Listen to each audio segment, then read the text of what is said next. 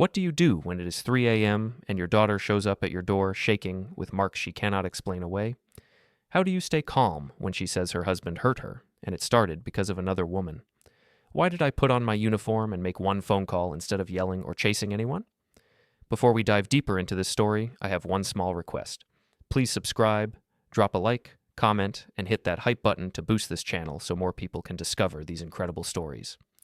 My name is Owen Carter. I am 52. I work courthouse security for my county. Most days, my job is quiet.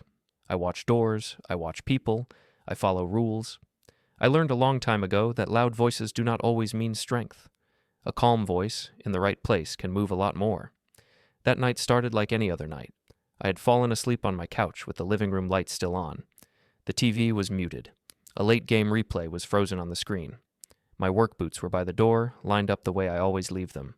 Then I heard the knock. It was not a normal knock. It was not the steady tap of a neighbor.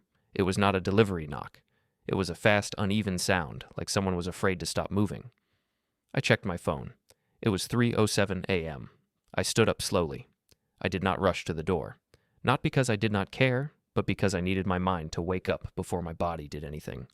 In my job, you learn that rushing creates mistakes. Mistakes create bigger problems. I looked through the peephole. My daughter was there. Maya stood in the hallway in a thin coat. Her hair was not brushed. Her eyes were red. Her hands were shaking so much she could not keep them still at her sides. When I opened the door, she stepped inside like she had been holding her breath for a long time. I closed the door behind her. I did not ask questions yet. I turned on the hallway light first. The light hit her face, and I saw what she had tried to hide. There were visible marks on her skin. Not the kind you get from bumping into a kitchen cabinet. Not the kind you get from being clumsy.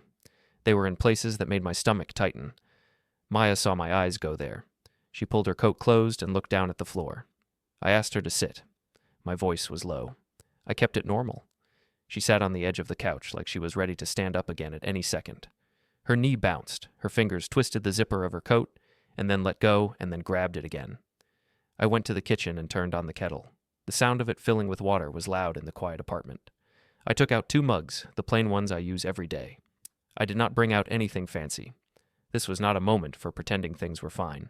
When I came back, Maya was staring at the wall. Her breathing was shallow. She looked like she was trying to make herself small, like the hallway had followed her into my living room. I sat in my chair across from her, not too close. I kept my hands open on my knees. I did not cross my arms. I did not lean forward like a prosecutor. I leaned back like a father who had time. I told her she was safe here. She nodded once.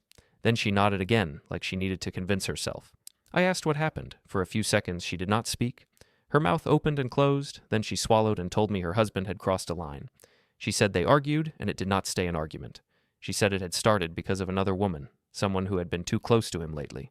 She said she had tried to keep things calm and quiet, but it did not work. I listened. I did not interrupt. I let her say it in her own order. She said she did not want anyone to know. She said it would make everything worse.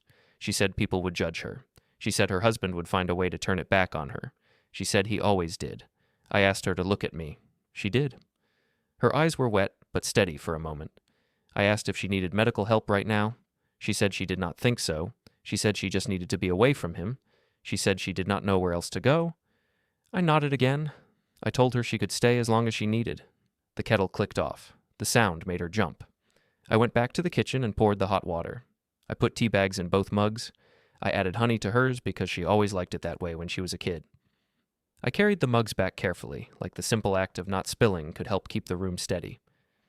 I placed her mug on the coffee table. I placed mine on the arm of my chair. Maya wrapped her hands around the mug and did not drink. The warmth seemed to help her fingers stop shaking, just a little. I asked her to tell me the timeline. I did not say the word like it was a legal thing.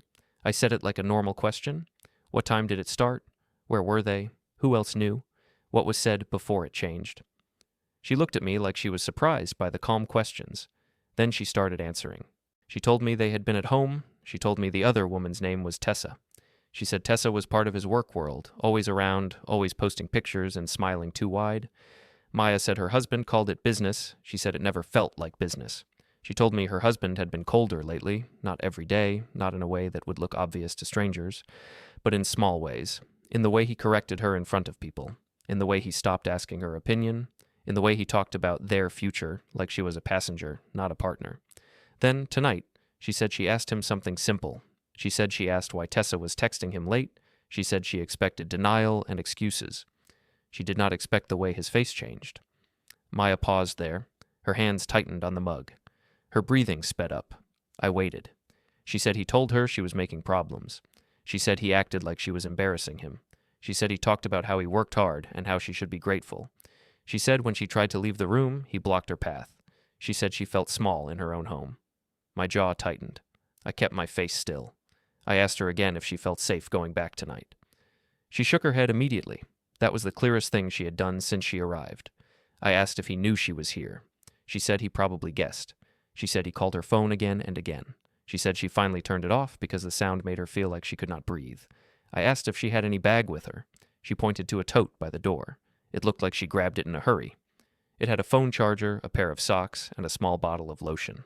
Nothing else. No plan. Just escape. I stood up and went to my closet. I pulled out a spare sweatshirt and a clean blanket. I handed them to her without making a big show of it. She took them and pressed the blanket to her chest like it was armor. Maya stared at the floor again.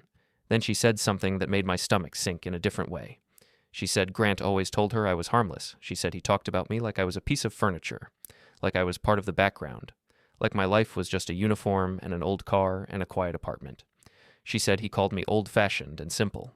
She said Grant told her that if she ever ran to me, it would not matter because I could not do anything. I looked at my work boots by the door. I am not a large man. I do not look scary. I do not speak like a man trying to win a room. I have lines on my face now. My hair has more gray than brown. In a world that worships shine, I do not shine. But I know systems. I know what gets written down. I know who has to respond when something is put into the right channel. I know how quickly a confident person becomes careful when there is a record. Maya wiped her face with the edge of her sleeve. She apologized for coming so late. She apologized for being a burden. She apologized the way a lot of people apologize when they have been trained to take blame even when they are not the one who caused the problem. I told her to stop apologizing. I told her she did the right thing by coming. She looked at me like she wanted to believe it, but she was not sure she was allowed to. I picked up my phone. I did not open any files. I did not search anything. I just looked at the time again, like grounding myself. Then I stood up and walked to the small table near the door where I keep my uniform. I keep it there because I leave early most mornings. It is easier to get dressed without turning on all the lights. I put on my uniform slowly. Shirt first, then the belt, then the badge. Not because I was going out to confront anyone. I was not going to Maya's house. I was not going to Grant's office. I was not going to do something reckless. I put it on because it reminded me who I am when pressure hits. It reminded me to breathe. It reminded me to stay clean and procedural. It reminded me not to give anyone a reason to point at me later and say I acted out. Maya watched me. Her eyes followed each motion. She asked why I was getting dressed. I told her I needed to make one call. She looked nervous. She asked if I was going to make things worse. I told her I was not going to make noise. I was going to make structure. I stepped into the kitchen so she would not hear everything. Not because I wanted secrets from her, but because I wanted her to feel less like she was in the middle of a fight. I wanted her to sit on my couch and breathe and feel the apartment stay quiet. I called Harper Knox. Harper is not a family member. Harper is not a dramatic friend. Harper is the kind of person who speaks in steps. Harper is the kind of person who asks what happened, when it happened, and what the goal is. Harper does not get pulled into emotion first. Harper starts with the process. Harper answered on the second ring, voice rough with sleep. I told Harper my daughter was at my place. I told Harper something had happened at her home and it involved her husband and another woman. I told Harper I needed the right path, not the loud path. Harper did not ask me to calm down. That was the first sign I called the right person. Harper asked if my daughter was safe right now. Harper asked if there were visible marks. Harper asked if there were any children involved in the home. Harper asked if there were messages, calls, or a pattern. I answered each question, short, clear. Then I said the words that had been sitting in my mouth since I saw Maya's face in the hallway. I told Harper the plan begins now. Harper paused for half a second, then told me to keep everything simple tonight. Harper told me to write down times while they were fresh. Harper told me to make sure Maya slept somewhere she felt safe. Harper told me not to contact Grant directly. Harper said the right steps would work better than any argument. I ended the call and stood in my kitchen for a moment, holding the phone and listening to the quiet hum of my refrigerator. When I walked back into the living room, Maya had finally taken a sip of tea. It was a small thing, but it mattered. Her shoulders were still tight, but her hands had stopped shaking. I told her she could sleep in my room and I would take the couch. She tried to refuse at first. She said she did not want to take my bed. I told her I was not asking. I told her it was done. She stood up slowly, like her legs were not sure. She took the blanket and the sweatshirt and walked down the short hallway to my room. Before she closed the door, she looked back at me. Her face was full of fear, but also a small question, like she wanted to know if I truly meant it when I said she was safe. I nodded once, then she closed the door. I sat on the couch in my uniform. I did not turn on the TV. I did not scroll my phone.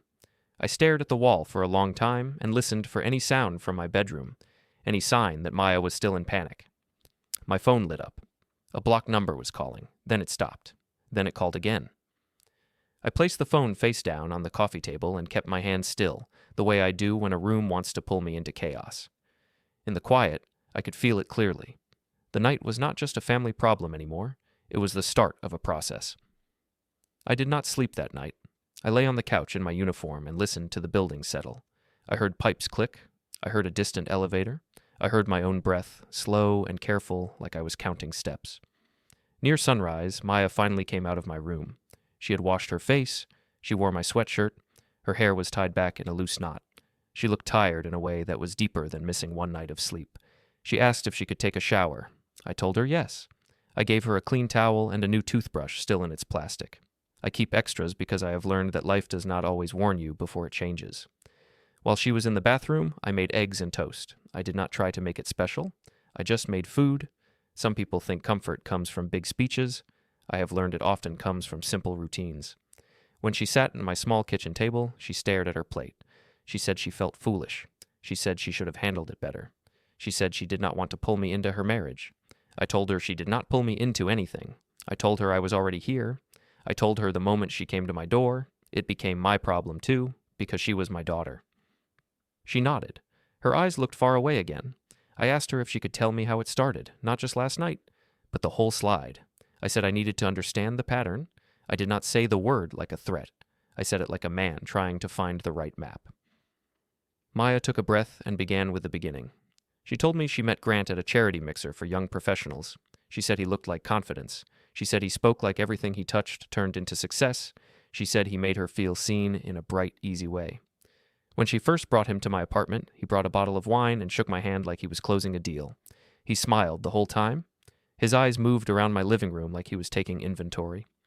He asked what I did. I told him courthouse security. Grant laughed softly and said he respected men in uniforms. He said he liked order. He said he believed rules kept people safe. It sounded like praise, but it landed like a label, like he had already decided what box I belonged in. After that, he treated me like a background character in Maya's life story. He was polite, but the politeness was thin. He would talk to Maya about vacations and new furniture while I sat 3 feet away. He would ask me questions, but not the kind that showed real interest. He asked things like how long I planned to work and if the county had good benefits. He liked topics that sounded harmless but carried a quiet message. When they got engaged, I paid for the photographer. It was not because Grant asked. Maya wanted it. I wanted her to have it. Grant thanked me in front of people. Later, when we were alone, he said it was good I could contribute something. He said weddings were expensive and not everyone could keep up. That was one of the first times I felt the shift. Not anger, just a small click in my mind. A note filed away. After the wedding, the pattern grew slowly. Grant would invite us to dinners in places where the chairs were soft and the menu had too many words. He liked to be seen. He liked to perform stability. At those dinners, he would tell stories about his work. He talked about clients, houses, commissions, networking. He said names like they were trophies. When Maya spoke, he sometimes cut in and corrected her. He did it with a smile, like he was helping her. When I spoke, he would nod, then turn back to his own story. It was never loud. It was never direct. It was a slow way of teaching everyone at the table who mattered. Maya said she did not notice at first. She said she thought it was normal, successful couple behavior. She said she told herself I did not care. The truth was I did care, but I did not show it. I grew up in a house where men did not complain. They worked, they paid bills, they stayed steady. If someone tried to push, you stepped back and let them show their own nature. I thought time would correct it. Time did not correct it. It fed it. Grant moved them into a townhouse that looked perfect from the street. He told people it was their dream. He told people he built it for their future. Maya told me later that the townhouse felt like a showroom. Everything had a place. Even her feelings had a place, and it was always behind his. When their first big bill hit, Grant called me. He did not ask directly for money. He said he wanted advice. He said he had a lot going on. He said Maya worried too much, and he did not want her stressed. Then he paused and said, "If I could help just for a short time, it would make everything smoother." I helped. I told myself it was temporary. I told myself it was family. For a while, Grant acted grateful. He sent a few friendly texts. He invited me over more. He asked my opinion about simple repairs. He asked me to look at a door hinge, a porch step, a stuck drawer. I did those things quietly. I have always fixed what I can with my hands. Then the gratitude became expectation. If I could not come right away, Grant acted like I was being difficult. He would say I had plenty of free time. He would say my job was not that demanding. He said it in a joking tone, but the message stayed. Maya also changed. Not because she wanted to, but because she lived inside Grant's world. She started checking her phone before speaking. She started asking permission with her eyes. She started telling me she was fine even when her shoulders were tight and her smile looked forced. Then Tessa appeared. At first, Maya called her a coworker. She said Tessa helped with marketing. She said Tessa knew social media. She said Grant trusted her. Maya said Grant started saying Tessa understood the business in a way Maya did not. I asked who Tessa was. Maya described her as polished, always dressed like she was walking into a camera. Maya said Tessa had a habit of standing close to Grant, laughing too quickly, touching his arm when she spoke. Maya said Grant brushed it off and told Maya she was being sensitive. I saw Tessa for the first time at an upscale restaurant patio, months before the night Maya came to my door. Grant invited me to celebrate what he called a big quarter. I almost said no. Maya asked me to come. Her voice sounded small on the phone, so I went. The patio was full. People talked loudly and leaned close, like the air itself was expensive. Grant greeted people as we walked in. He shook hands, he slapped backs. He said my name only once, like it was an item on a list. Tessa arrived a few minutes later. She came straight to Grant, smiling. She spoke to him first. Then she looked at Maya like she was assessing her. Finally, she looked at me. Grant introduced me as Maya's dad. He added that I worked courthouse security. He said it like it was a funny detail. Tessa said it must be nice to have a simple job. She said some people were lucky to not carry big pressure. She said it with a bright voice, like she was complimenting me, but her eyes told a different story. Maya's face tightened. She tried to change the subject. Grant did not stop Tessa. He smiled and lifted his glass. During dinner, Grant told a story about a client who almost got scared during a negotiation. Grant said some people were not built for high stakes. Then he looked at me and said that was why he respected my work, because I was used to standing still and watching, not making decisions. People laughed. Not a cruel laugh, a social laugh. The kind that keeps the room smooth. I did not laugh. I took a sip of water. I told him I understood. Grant leaned back and kept talking. He liked that I did not push. He liked that he could shape the room without resistance.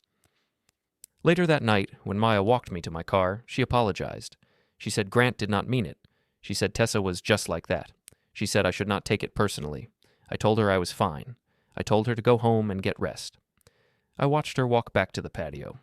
Grant did not stand to greet her. He stayed in his chair, talking to Tessa, smiling at his phone as if it was telling him good news.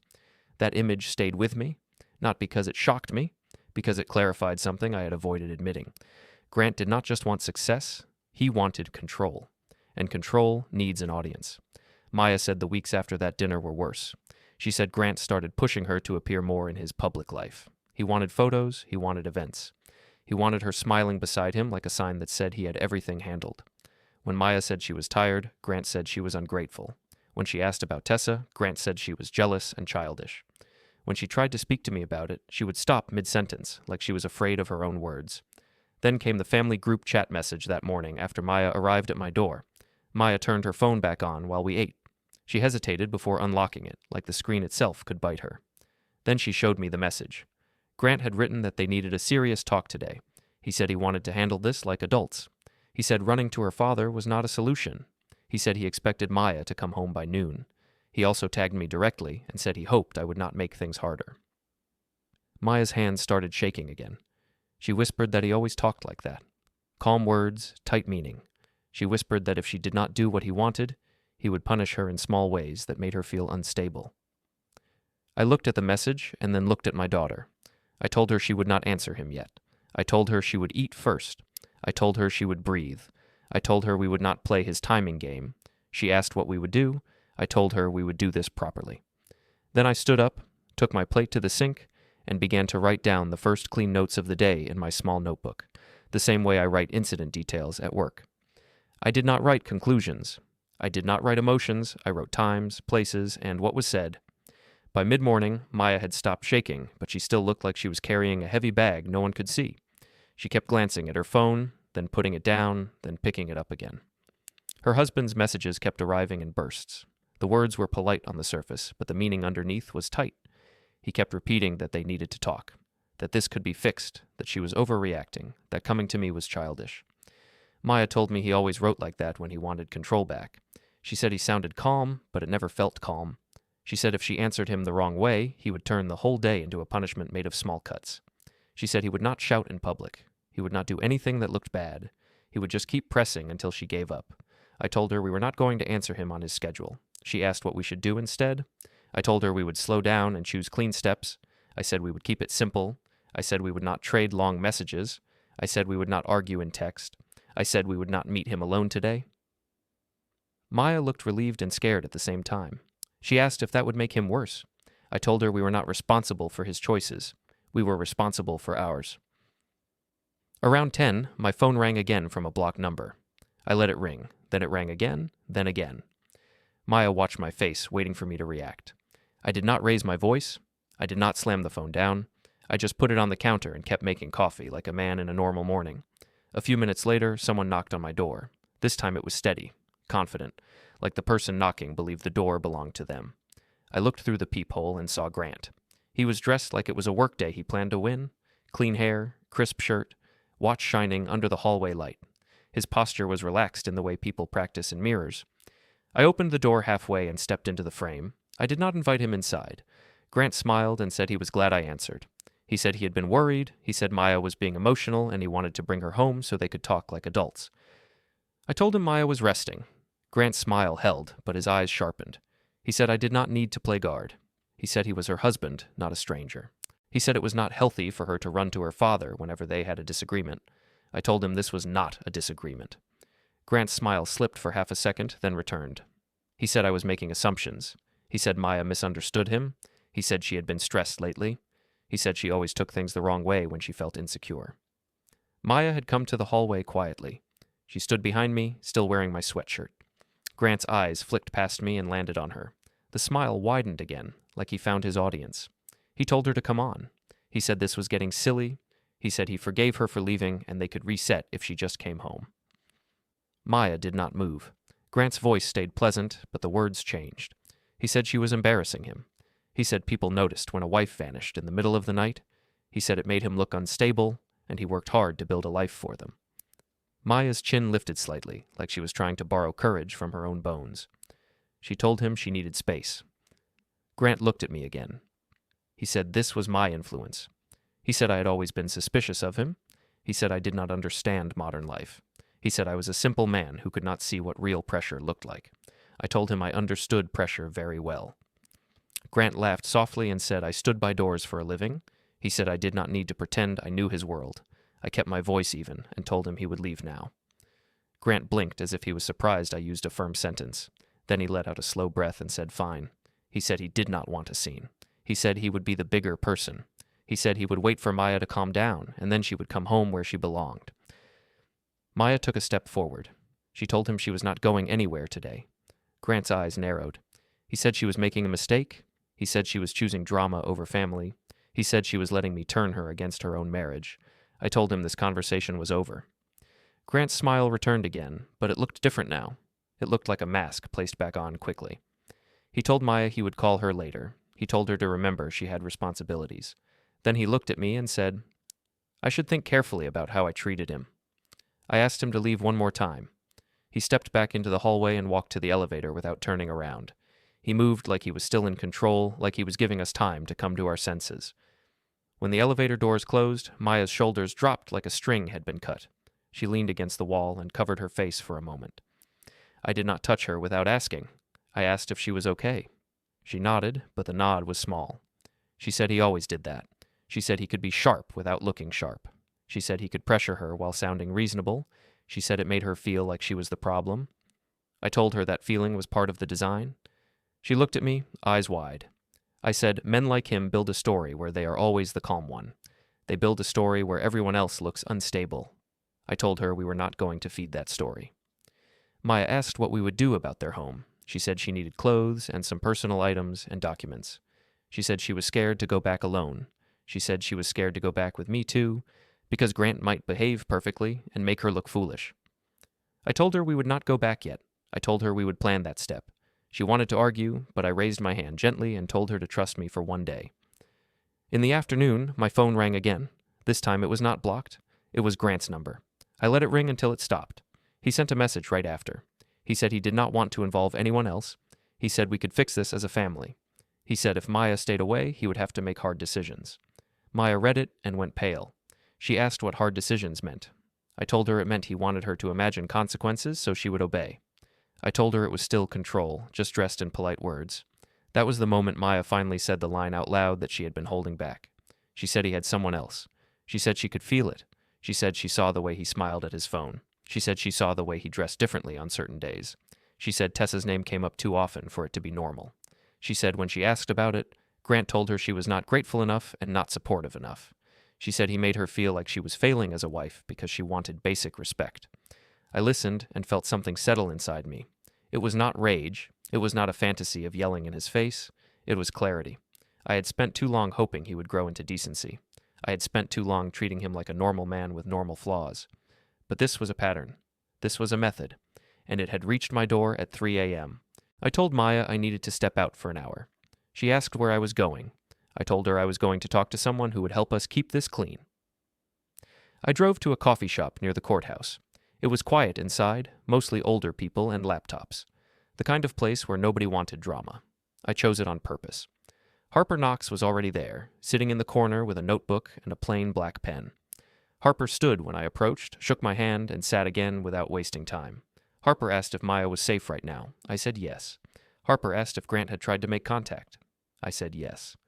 Harper asked what Grant said. I described the words, the tone, the way he framed it like Maya was unstable, and I was meddling. Harper nodded slowly and said that was predictable. Harper told me we needed to treat this like a situation where the story mattered as much as the facts. Harper said the facts would carry weight when placed correctly, but the story would decide who people believed at first. I told Harper I understood. Harper asked if Maya had any written messages from Grant that showed pressure, blame, or threats. I said yes, but I did not offer my phone. I did not show anything. I just said yes. Harper asked if there were patterns of public humiliation, like how Grant spoke about me and about Maya in front of others. I said yes. Harper asked if Grant's work environment rewarded image and punished embarrassment. I said yes.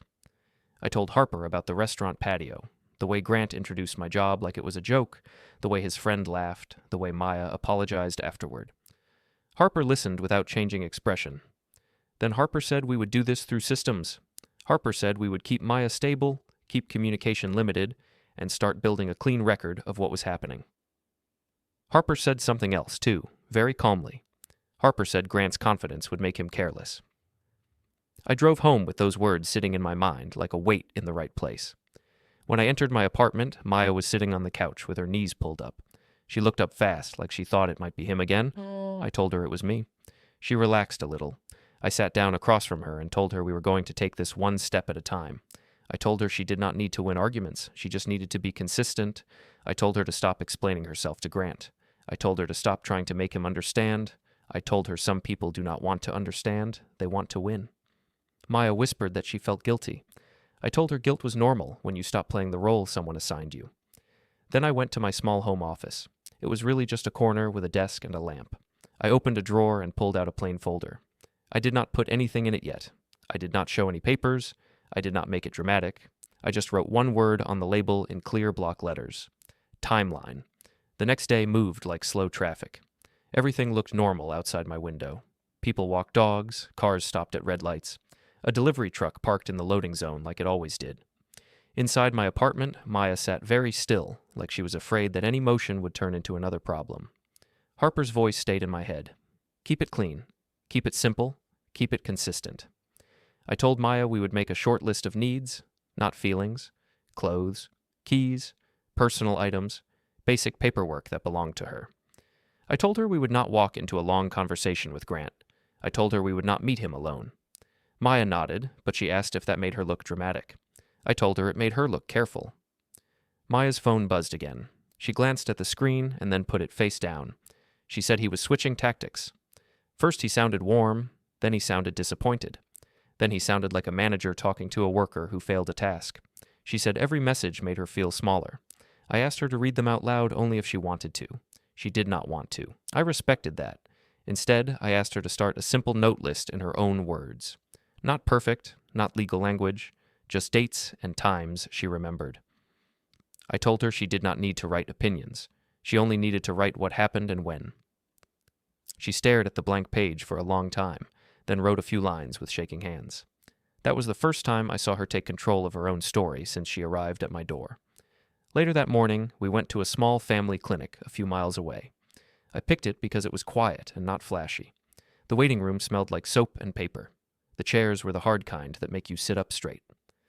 A small TV in the corner played a morning show with the sound low.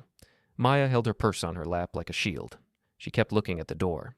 She asked if someone from Grant's world could see her here. I told her clinics see people every day who want privacy. I told her the staff did not care about a man's job title or a nice suit. They cared about clear information and calm behavior. When the receptionist asked for her details, Maya's voice was small. I stayed beside her, but I did not speak over her.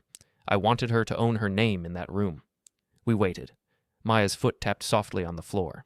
I watched the clock and breathed slow, the way I do when I stand at a courthouse entrance and the line gets tense. I reminded myself that nothing good comes from rushing a careful step. When the nurse came out and called Maya's name, Maya looked at me like she wanted me to come with her. I told her I could sit nearby if she wanted. She said yes, so I did.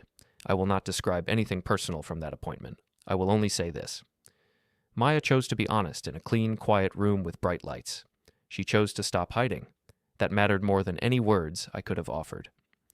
When we left the clinic, Maya sat in my car and stared at her hands. She said she felt embarrassed for needing help. She said she felt like she failed. I told her needing help is not failure. I told her it was a form of strength because it meant she cared enough about her life to protect it. She did not answer right away. Then she whispered that she wished she had listened to herself earlier. I drove us to a bank branch on the edge of town. It was not the closest one. I wanted distance from Grant's routines. The lobby was bright and cold. The staff wore polite smiles that looked the same for everyone. Maya asked why we were here. I told her we were building stability. I told her stability is not a feeling. It is a set of choices that makes your day harder to control from the outside. She looked down and said she did not want to take things. She said Grant always claimed the money was his because he earned more. I told her couples share responsibilities and she had carried plenty. I told her we were not taking anything dramatic today. We were making sure she could pay for basics without fear. We spoke to a banker in a small office with a glass wall. Maya's voice was still quiet, but she answered questions. She signed what she needed to sign. I did not lean over the desk. I did not point. I just sat in the chair beside her and stayed steady. When we walked back to the car, Maya took a long breath and said she felt lighter. Not happy, not safe yet, but lighter. On the way home, my phone rang. It was Eli Moreno from Courthouse Administration. I had called earlier and left a short message asking for guidance on proper steps when family stress crosses into safety concerns. I did not give details. Eli called back because Eli understands what that kind of message usually means. Eli told me to keep everything calm and documented. Eli told me to avoid direct confrontations and avoid giving anyone a chance to claim I was escalating. Eli reminded me that the cleanest path is always the one with clear dates and consistent behavior. I thanked Eli and ended the call. Maya asked if Eli was helping us. I told her Eli was helping us do things properly, which is not the same as picking sides. Proper steps protect everyone, especially the person who is most vulnerable. That afternoon, Grant tried again. He did not come to my door. He sent messages that sounded polite, almost gentle. Maya showed me only the first line of one message, then quickly locked her phone again like it burned her. She said he was inviting her to talk like adults at their townhouse. I told her we were not going. She asked if that would make him angry. I told her he could feel whatever he wanted. We were not meeting him on a stage he controlled. A little later, Maya's friend called her. I could hear parts of the conversation from the kitchen. Maya used a soft voice and said she was staying with me for a while. She said she needed space. She said she did not want gossip. She said she did not want anyone contacting Grant. When she ended the call, she looked tired. She said even asking for privacy felt like begging. I told her it was not begging. It was a boundary. I told her some people treat boundaries like insults because they are used to having full access. In the evening, Maya went to lie down. I sat at my desk in the corner of my living room. The folder labeled Timeline sat in front of me. I did not open anything official. I did not print anything. I did not pull out papers and spread them like a movie scene. I just wrote notes in a plain notebook. I wrote when Maya arrived. I wrote when Grant knocked. I wrote what Grant said in my own simple words. I wrote when we went to the clinic. I wrote when we went to the bank. I wrote when Eli called. I also wrote down the small details that people ignore, the details that later make a pattern clear. Grant's calm smile, the way he framed Maya as unstable, the way he spoke about my job like it was a joke, the way he never asked if Maya was okay, only when she would come home. That night, Maya woke up from a nightmare. I heard her footsteps in the hallway, soft and unsure. She stood in the doorway and asked if she could sit in the living room for a minute. I told her yes. I moved aside so she could sit on the couch. She asked me a question that hit harder than any message. She asked if I thought she was weak. I looked at her and told her no. I told her she was tired and scared, and those feelings can make anyone freeze. I told her she came to my door instead of pretending. I told her that was not weakness. That was a decision. Maya nodded and stared at the dark TV screen. After a long pause, she said she was afraid of what people would think if this became public. She said Grant had friends with loud voices and smooth smiles. She said Tessa was the kind of person who could talk fast and make a room believe her. I told Maya I had worked around loud voices most of my life. I told her loud voices do not scare me. I told her rules scare loud voices. The next morning, Maya got a notification and froze. She handed me her phone without a word. It was a digital invitation, a charity showcase tied to Grant's brokerage, a polished event with a fancy title and a schedule. Maya's name was listed as part of a family success segment. It looked like Grant was trying to place her back into his story in front of an audience. Maya's lips parted, but no sound came out. I took the phone gently and handed it back. I told her she would not be used as a prop. I told her we would respond the right way, not the loud way. Then I went to my desk, turned on my lamp, and added one more line to my notebook, neat and clear, like a checkpoint. Event scheduled. The charity invitation stayed on Maya's screen like a quiet threat. It looked friendly. It used bright words like community and success. But the timing told the truth. Grant wanted a stage. He wanted witnesses. He wanted to pull Maya back into his story where he looked calm, and anyone who resisted looked difficult. Maya asked what she should do. She said she did not want to go. She also said she was scared not to go because she could already imagine Grant telling people she was unstable. I told her she did not need to defend herself in his arena. I told her we would choose our own arena and we would do things the right way. I said we would not trade emotions with him. We would use systems he could not talk his way around. That morning I went to work like normal. I wore my uniform. I signed in. I checked doors and monitors. I listened to the normal sounds of the courthouse waking up. People think a courthouse is only about big trials. Most of it is paper and procedure. Most of it is small steps that add up. I like small steps. Eli Moreno caught me near the security desk. Eli did not ask for details in public. Eli just asked if everything was stable. I told Eli my daughter was safe with me, and we were handling it properly. Eli nodded like he understood more than I said. Eli reminded me again to stay consistent and calm. I told Eli I would. During my lunch break, I sat in my car and called Harper Knox. Harper answered in a clipped, awake voice. Harper asked if Grant had tried contact again. I said yes. Harper asked about the charity invitation. I said yes. Harper told me not to let the event push us into a rush. Harper said rushing was how people like Grant gained advantage. Harper said the goal was not to win a moment. The goal was to lock in safety and stability in a way that lasted. I asked Harper what my next step was. Harper told me to keep Maya's communication short and boring.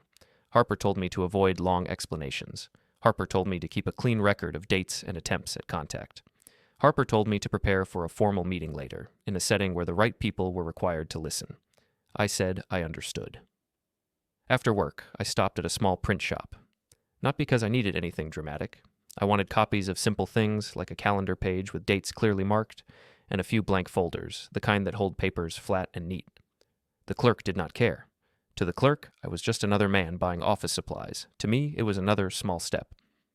When I got home, Maya was sitting at my kitchen table with her phone face down. She looked up and said Grant's tone had changed again. She said he was no longer acting gentle. She said he was acting offended. She said he was talking like he was the one being harmed. I asked if he had asked how she felt. Maya shook her head. She said he only asked when she was coming home and whether she was going to embarrass him at the event. I told Maya she would not answer every message. I told her she would answer once, in a simple way. I told her the message would say she needed time and she would communicate through a safer channel. I did not write the message for her. I asked her to write it in her own words, short and clean.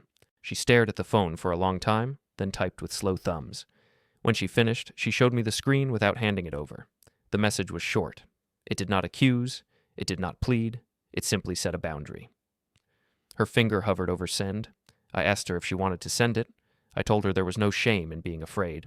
I told her fear was normal when you stop playing a role you were trained to play. Maya took a deep breath and sent it. For a moment, she looked like she expected lightning to strike the apartment. Nothing happened right away. Then, 10 minutes later, her phone started buzzing again. Message after message. Some sounded sad, some sounded angry. Some sounded like Grant was trying to bargain. Maya's eyes filled. She turned the phone off and placed it on the table like she was putting down a heavy tool. She whispered that she felt cruel. I told her boundaries often feel cruel to the person who has never been allowed to have them. I told her it would feel wrong for a while. I told her wrong feelings did not mean wrong choices. That night, I sat at my desk in the corner and organized the folder system I had started. I had one folder for dates, one for events, one for contact attempts, one for notes from conversations. I did not place any official-looking papers on the desk where Maya could see them and panic. I kept it quiet and normal. Maya came into the living room and watched me for a minute. She asked what I was doing. I told her I was making sure nobody could twist the story later. She asked if I was angry. I thought about it for a moment and told her the truth. I said I was not angry in the way people expect. I said anger was loud and messy. I said what I felt was clear. I said clarity was better because clarity makes you patient. Over the next 2 days, Grant tried new angles. He tried sending kind messages at night. He tried sending cold messages in the morning. He tried telling Maya he missed her. He tried telling her she was ruining their future. He tried telling her I was controlling her. Maya did not answer. A friend of Maya's called again. Maya kept her voice steady and asked for privacy. After the call, she told me she could hear hesitation on the other end. She said people wanted details, like her pain was a story for them. I told her she did not owe anyone a story. She owed herself stability. The charity showcase day arrived fast. The morning of the event, Maya looked pale. She moved around my apartment like she did not want to touch anything. She asked if she should go, just to keep peace. I told her peace that requires surrender is not peace. I told her we were not going there to play along. If we went at all, we would go for a proper reason, on proper terms. Maya asked what proper terms meant. I told her it meant we would not walk into a trap alone. I told her Harper would guide the next steps. I told her the systems would do the talking when the time was right. Maya looked at my uniform hanging on the chair. She asked if I was wearing it to intimidate Grant. I told her no. I told her I wore it because it reminded me to act like a professional, not like a wounded father. I told her it was a guardrail for my own emotions. Maya took a long shower. She put on simple clothes. She did not dress for photos. She dressed to feel like herself again. When she came out, she looked at me and asked if I believed she could get her life back. I told her yes. I told her getting your life back is not one big moment. It is 100 small choices that add up. Before we left, I checked my phone. I had 2 missed calls from unknown numbers and one from a familiar number I did not answer. I did not react. I simply turned the phone to silent. In the car, Maya stared out the window. Her hands were folded tightly in her lap. I kept both hands on the wheel. I drove the speed limit. I stopped fully at stop signs. I did not give the day extra drama. The community center event hall was already crowded when we arrived. Cars lined the lot. People in nice clothes moved in groups. A banner near the entrance had the brokerage logo and the event title in shining letters. Inside, bright lights and a microphone setup made the place feel like a small stage. Maya slowed down as we reached the doors. She said she could not breathe. I told her to look at me. I told her to take 1 slow breath in and 1 slow breath out.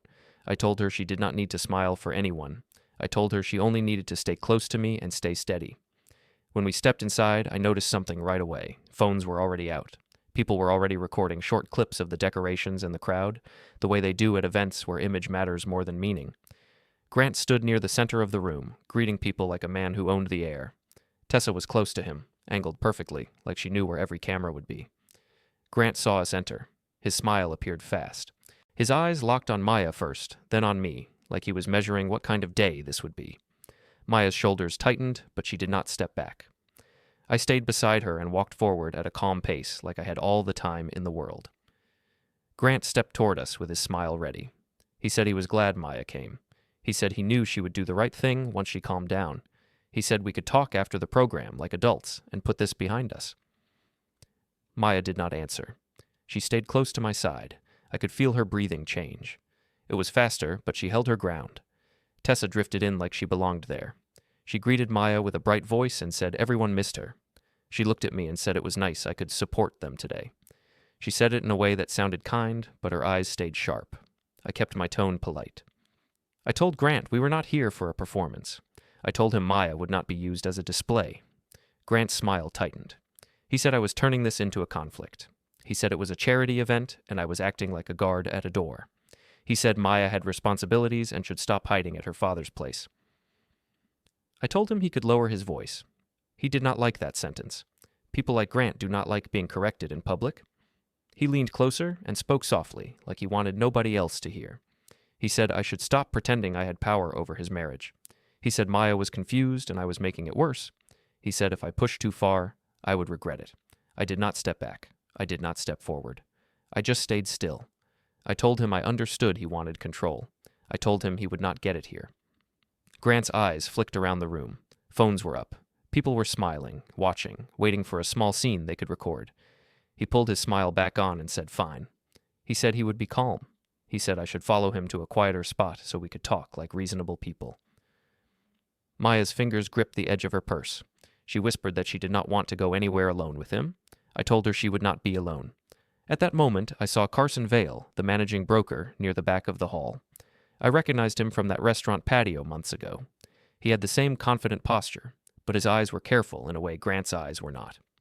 Carson was watching the room, watching the phones, watching risk. I stepped toward Carson with Maya beside me. Grant followed, still smiling. Tessa followed too, like she was part of every conversation by default.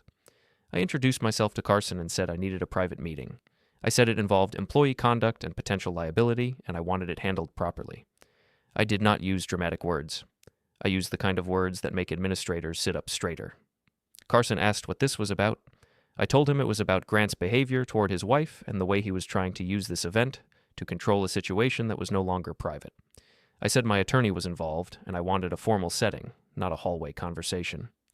Carson's face changed slightly. Not fear, not anger, just calculation. He asked where my attorney was. I nodded toward the entrance. Harper Knox had arrived quietly and stood near the door, not drawing attention, not rushing. Harper walked toward us at a calm pace and shook Carson's hand like this was a normal weekday meeting. Harper said we could do this the easy way in a conference room, or the hard way through formal channels that would land on desks people did not like to see involved. Carson looked at Grant. Grant's smile faltered for half a second. Carson said he had a conference room available at the brokerage office nearby. He said it would be better than having any serious discussion inside a crowded event hall. Grant tried to laugh it off. He said this was ridiculous. He said his wife was being emotional and her father was overreacting. He said he had clients to greet and a program to run. Harper told him he could keep greeting clients later. Harper said the meeting was happening now. Carson said it was happening now. We left the hall in a small group. Maya walked between me and Harper. Grant walked behind us. Tessa tried to come too. Carson turned and told her she was not required for this meeting. He said he needed only staff and involved parties. Tessa's smile froze. She took a step back and stayed outside. The brokerage office conference room was bright and too clean. A long table, glass walls, a company logo on a screen, a pitcher of water no one touched. It felt like a place where people made decisions that changed lives without raising their voices. Carson brought in an HR manager. Her name tag said Elaine. Elaine sat with a neutral face and a pen ready. She did not look surprised. She looked like she had seen many confident men sit in that chair and suddenly realized they were not in control. Grant sat down as if he owned the room. He leaned back, crossed one ankle over the other, and smiled again. He said we could all calm down now. He said Maya should come home and stop making a mess. Maya stayed standing for a moment. Her hands trembled. I watched her take one slow breath, the same way we practiced in my apartment. Then she sat beside Harper, not beside Grant. That small choice said everything. Harper placed 2 plain envelopes on the table. Harper did not slide them dramatically. Harper placed them like paperwork because that is what they were. Grant's eyes went to the envelopes. His smile faded. Harper told Carson and Elaine that the meeting would stay professional. Harper said this involved safety, conduct, and documented patterns. Harper said there were records, dates, and formal steps already prepared. Grant tried to interrupt. He said there were no patterns. He said there was one argument and Maya ran away to create drama. He said I was controlling her. Harper held up one hand and told him to stop. Harper said if he spoke over people, it would be noted. Elaine's pen moved on her notepad. Harper opened the first envelope and pulled out a set of documents. Harper did not read them like a story. Harper summarized them in plain terms. Harper said Maya had filed for immediate protective boundaries. Harper said contact would go through counsel. Harper said there were conditions about how Grant could communicate and what would happen if he ignored those boundaries. Grant's face shifted. He said he never agreed to any of that. He said this was unfair. He said Maya was his wife and he had rights. Harper told him marriage did not erase boundaries. Harper told him the system does not care about his feelings, only about behavior and records. Then Harper opened the second envelope. This time, the papers were not filings. They were a clean packet, a printed timeline with dates and times, a record of messages and call attempts, notes written in steady language, a short clinic summary confirming that Maya sought care and documentation after an incident at home, no graphic details, just enough to remove denial. Harper handed copies across the table. Elaine read with a tight jaw. Carson's eyes moved faster as he scanned the pages.